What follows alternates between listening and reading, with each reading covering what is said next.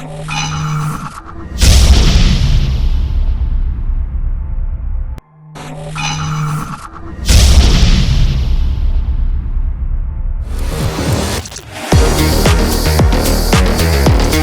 the presentation on the topic Recent Trends in Cybercrime and Government Preparedness, I would like to invite on stage Mrs. Anjana Sinha, Chairman, AP Road Safety Authority and Additional Charge of Director General, Special Protection Force, to kindly come on stage. Ladies and gentlemen, can we have a huge round of applause once again?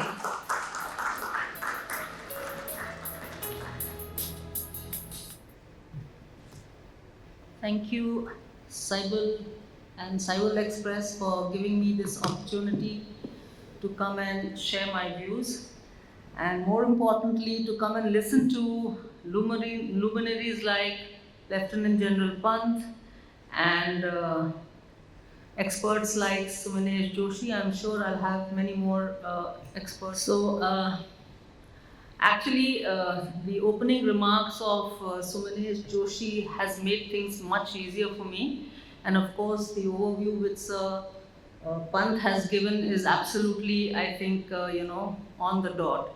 So I have a PowerPoint presentation in the background of the not so happy, I wouldn't like to use the word dismal, but not so happy scenario which my previous speaker, Lieutenant General Pant has sort of laid out. I'm going to just be very, very specific about the kind of trends which are there, which is trending in cybercrime space, and what are the government initiatives which are there on paper and which probably need to get a little filtered down to the field. So, can we start the PowerPoint? Just an ordinary day in an ordinary house, but with an extraordinary cat and mouse.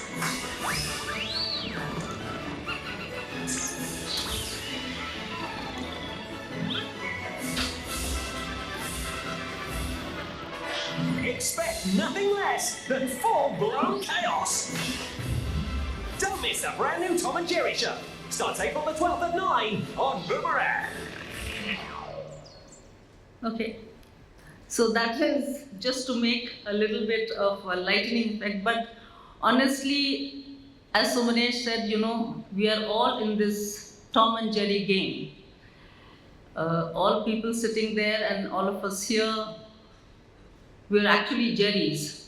And we have the big Tom and the bad Tom out there, whom we have to just keep outwitting. With this little bit, I will also take another 30 seconds to just reminisce. 30 years ago, when we were young in service, dacoits and dacoity gangs used to be a huge menace for us. And if, as chiefs of district or as SDPOs, we were not able to control dacoity, it was like, there was a red flag, you're not a good enough cop. But today, I think the biggest challenge for law enforcement agencies and law enforcers and anybody who's dealing with maintenance of public security, public order, keeping citizens happy, and the police department, for that, it's bread and butter. It is indeed very, very imperative that we keep cybercrime down and preventable, if not controlled. So this is the scenario in which all of us are working. So this is just like a very visual view of where we stand, and these are the kind of, you can keep this graph, you can see the graph just going up of how crime has increased, social media related crime and financial crime. I mean, I'd just like everybody to see it rather than me speak. Is it visible for people on this side? No? Can we have this podium a little shifted this side? No? Can you see? It's okay, fine. So from 2016, which is like less than a decade ago, you can see how the crime graph has kind of risen. And again, on the side, the crime reported is literally just a microcosm of the actual crimes happening, because not all crimes get reported. A crime has occurred, but because the damage or the losses are not worthy enough for the concerned to actually go through the tedium of going to the police station and reporting it, or to go onto the portal of 1930 and reporting it. So a lot of the crimes are actually not documented or reported. But despite that, we see this is what the figures are like.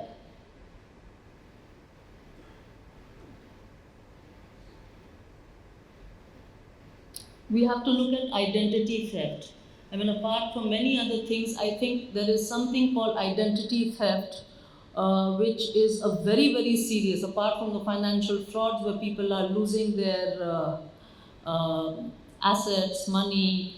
I think identity theft has become a very, very serious thing, and it's causing not, first of all, it's difficult to kind of bring to book the accused and the perpetrators of the crime, but the kind of trauma, because since what happens is that there is no financial loss in an identity theft per se. The local police or the law enforcement agencies have not been sensitized to register it as a crime and investigate. And that is something which policymakers must address. We, at the operational level, at the executive level, back in the states, or even in the people who are working on deputation with the government of India, we are not in a position to impress upon the policymakers that identity theft is a huge crime in the cyberspace, and that has to. This is a kind of a glimpse into the quantum of crime which is there in the country. So I'm talking of my state. It's a small state now, and in the last 3 years, this is the kind of money which has been lost in Andhra Pradesh, and the recovery which has happened is what you can see. And much more has happened in Telangana. I'm sure a lot has happened in terms of the quantity lost, quantum of money lost in Tamil Nadu, in Karnataka, in Delhi, in UP, and the other parts of the country.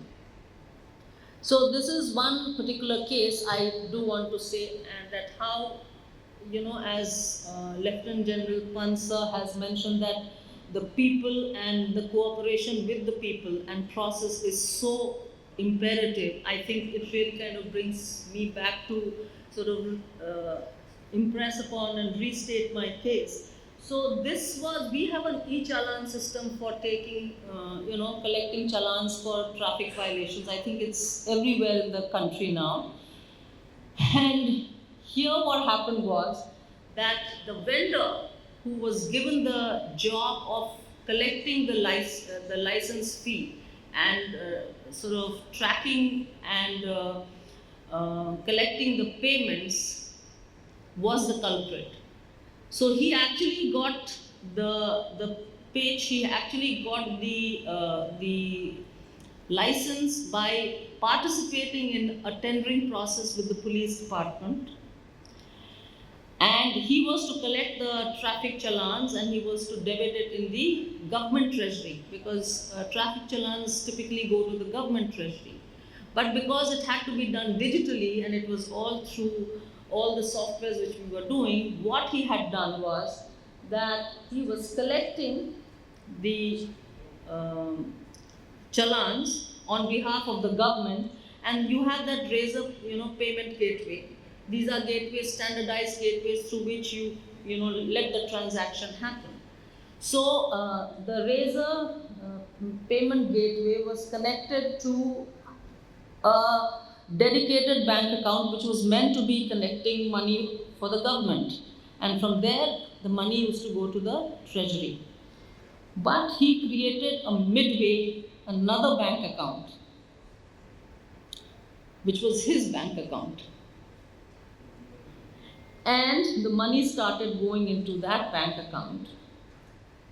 So you see, the collections of the e-challan were 100.54 crores, and what actually got credited to the police, to the treasury account, the government, which basically comes back to the police to add on to the police budget, was only 62.86 crores.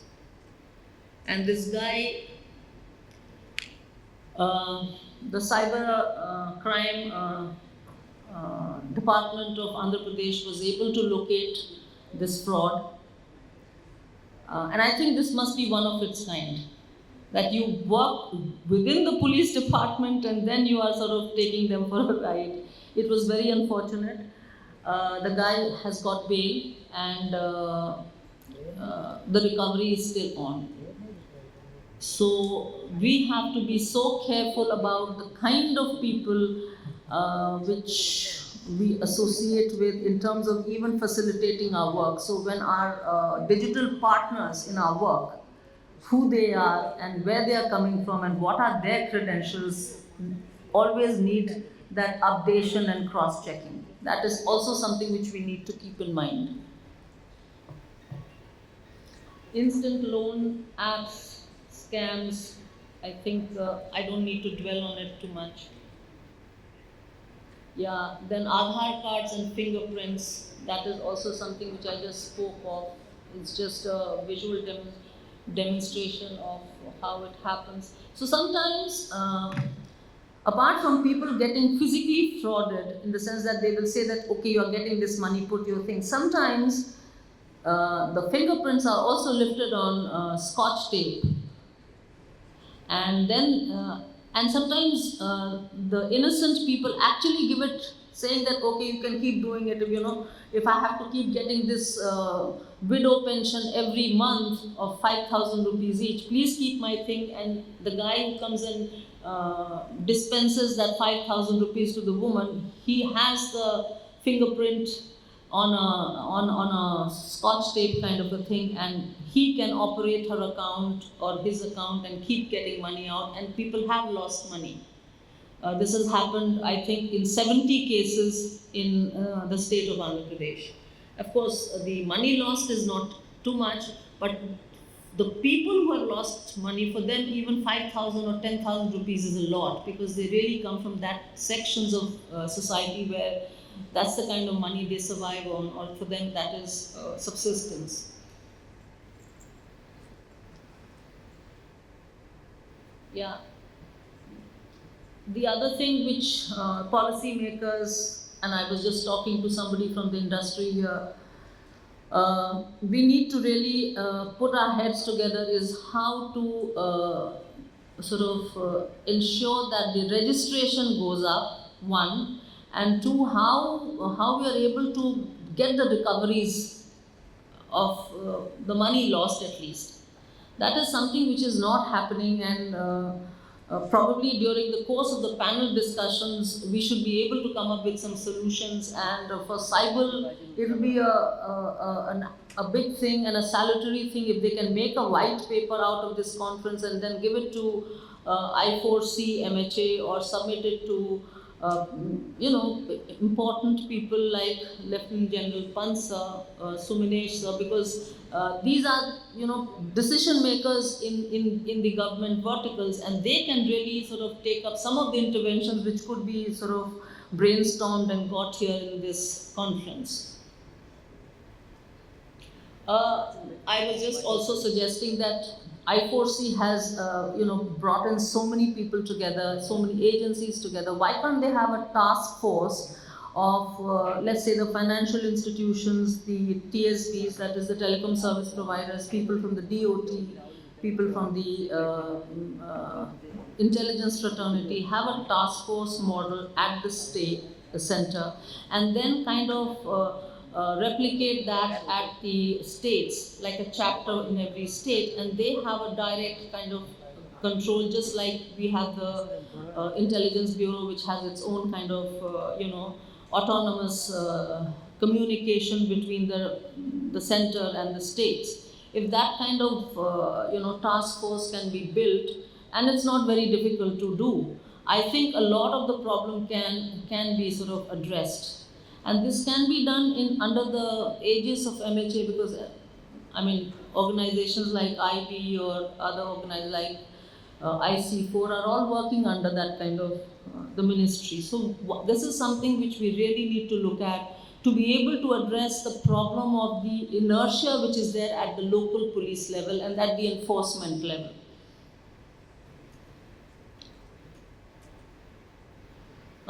I4C has 6 verticals, out of which the Joint Cybercrime Coordination Team is something which is, which seems to be a little more visible than the others.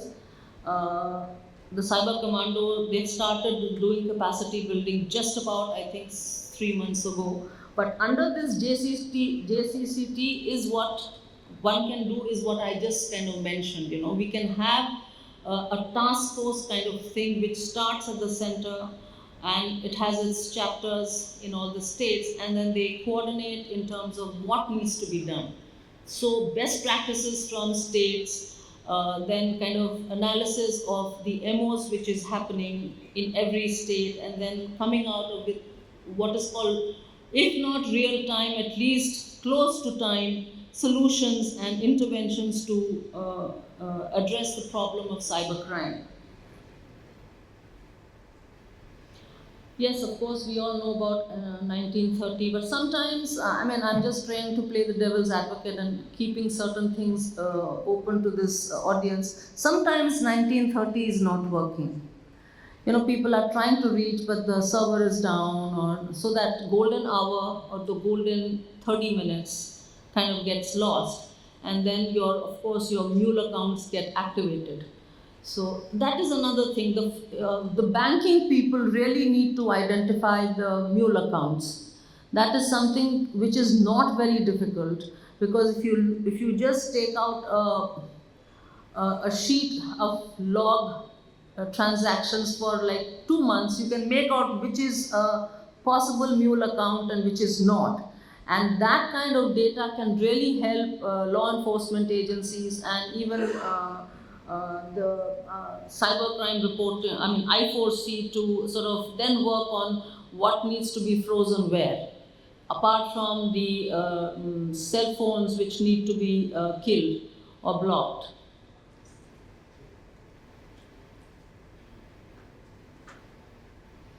Yeah, so we have this Citizen Financial Cyber Fraud Reporting and Management System. This is basically a software in the cybercrime reporting portal.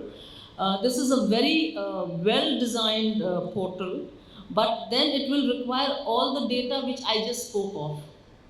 What are the mule accounts? What are the ghost numbers, which are only operational one way? So the synergy from the financial institutions, from the DOT will need to be put into this. So they need to work together to get this software completely operational. And once this software is operational, then making interventions will be far more easier and efficient. This is a very, very good system. It has been designed very well, but right now, for lack of data and for lack of the right information, it is not sort of delivering the kind of results it ought to be. Yeah. These are the various, the cyber intelligence research again can become functional if we have the right data. Right now it's all on paper. But I must say, and I must sort of congratulate MHA for having come up with something like this. But before it gets too late, we need to get this going, all these verticals and all these small sort of inputs which will make sort of handling cybercrime, because right now I honestly feel as a law enforcer, I honestly feel that it is like an epidemic. Every second person you meet is getting either a call or is getting spammed or is getting phished, uh, either on the phone or on the laptop, and educated people. That is the alarming part of it. Educated people. So before the situation really becomes bad, I know of a case study which I think probably I have quoted. One family in Kerala committed suicide because of this loan app thing. The gentleman who got trapped into giving, and the amounts was not very humongous. It started with thousands and went into lakhs, and then when he was asked to pay more to get that money back, he actually killed himself and the rest of the family in Kerala. So I mean, these things are not getting sort of highlighted, should not, but they should not become a trend.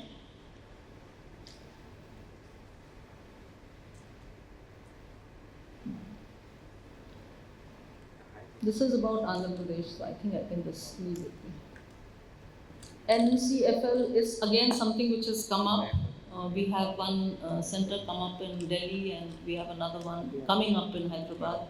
So that is again another training institution which needs to be very, very active to start training the cyber investigators, because right now the police personnel, we are not very well equipped in terms of handling and investigating cyber crimes from the forensics point of view. And that is something also where we, people in this gathering and decision makers like Lieutenant General Pansar and Sumanesh, we really need to put our minds together as to how we sort of empower and build capacity for dealing with cyber forensic and cyber crime investigation. That's very important. Just the Métis guys know it, or some people in the DOT know it, or just like a handful of people who have learnt it on the job in the police setup. That's not good enough. We just have to build a cadre of people who can deal with cyber investigation. It has to be like literally the bread and butter of at least the police, for sure. The other thing is, I think it's doing well in UP. There is something called the Cyber Volunteer Framework. This is also one of the small part of I4C, where they are supposed to be building a citizen fraternity or a community who are also activists, like you have the environmental activists and all. And I think this is a very, very good and a very ingenious idea. And in UP, I have interacted with some people who reached out to me sitting in UP for getting certain cases registered and solved in Hyderabad. So if we can have more of this cyber volunteers across the country, where organizations like Cyber can really play a role. And this information that there is support from the local police can also promote it in terms of holding citizen awareness programs and getting people to come and associate with the local police in investigations of cybercrime. This will also be having a very salutary effect in terms of building the ecosystem to handle cybercrime.